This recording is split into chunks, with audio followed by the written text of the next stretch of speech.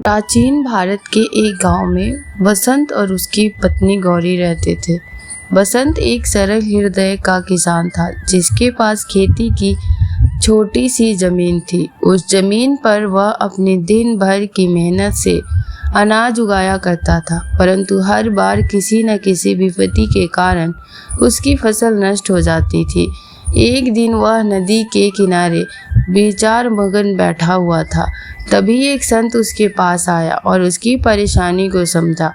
उस संत ने बसंत को कुछ विशेष बीज दिए और कहा, इन्हें अपने खेतों में बो दो, परंतु याद रखें कि इनकी फसल से तुम्हें जो भी उपज मिले उसका एक अंश दूसरों की मदद के लिए अवश्य देना।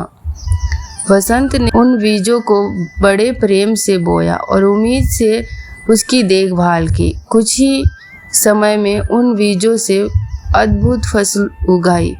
फसलों में अद्वितीय मिठास और स्वाद था और पूरा गांव उसकी चर्चा करने लगा। बसंत ने संत की बात याद रखी और अपनी उपज का हिस्सा गरीबों और ज़रूरतमंदों में बांटने लगा। उसके इस काम से न केवल उसकी फसलें और भी बढ़ने लगी, बल्कि उसका गांव भी समृद्ध होने लगा। बसंत ने सीखा कि प्रकृति उसे जो देती है उसका एक भाग वापस प्रकृति को देने में ही असली समृद्धि छुपी होती है। इस प्रकार बसंत की कहानी लोक धारा में बहने लगी और कहा जाने लगा कि जो दान की भावना से देता है वही प्रकृति से अनंत गुना प्राप्त करता है। और यहीं से बसंत का जीवन एक नई लोक कथा में बदल गया। एक समय की बात है, एक गांव में दो भाई रामू और श्यामू रहते थे। उनके दादाजी ने उनके जीवन काल में बहुत सारा धन कमाया था और ये अफवाहें थी कि इस धन को उन्होंने कहीं गुप्त स्थान में छुपा कर रखा है। दादाजी की मृत्यु के बाद रहस्यमय धन गांव वालों के बीच बड़ी चर्चा का विषय बन गया।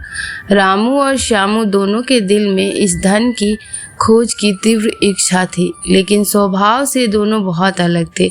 रामू मेहनती और धैर्यवान था, जबकि श्यामू को सब कुछ आसानी से और जल्दी में चाहिए था।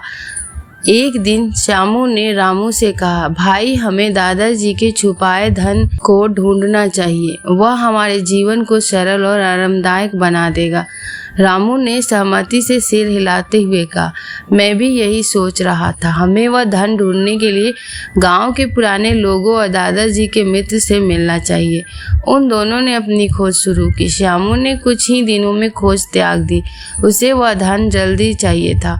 वहीं रामू ने गांव के बुजुर्गों से बात की, अपने दादाजी के पुराने दोस्तों की शरण ली और पुरानी किताबों और नक्शों की गहन जांच की। अंत में उसे चिराग मिला। वह एक पुरानी किताब में एक कविता थी जिसमें धन छिपाने का संकेत मिला। कविता इस प्रकार थी, जहाँ पूरब में सूरज नमस्कार करता और पीपल के छाया नीचे समाधि पर पड़ता, वहाँ खोदो और देखो तुम क्या पाते हो। दादा की दौलत तुम्हारे इंतजार में सोती हो। रामू ने तत्पर उसकी पूरब की दिशा में स्थित पीपल के पेड़ को खोजा जिसकी छाया समाधि पर पड़ती थी। उसने उस स्थान की खुदाई शुरू की और एक बड़ा संदूक पाया जिसमें सोने की सिक्के, जवाहरात और कीमती पत्थर भरे हुए थे। उसने उसे श्यामू के साथ बांट लिया, जो उसकी इस सफलता पर हैरान था।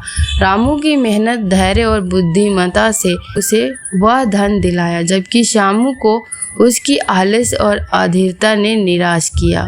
इस कहानी से हमें यही शिक्षा मिलती है कि धैर्य और निरंतर प्रयास से ही सफलता मिलती है।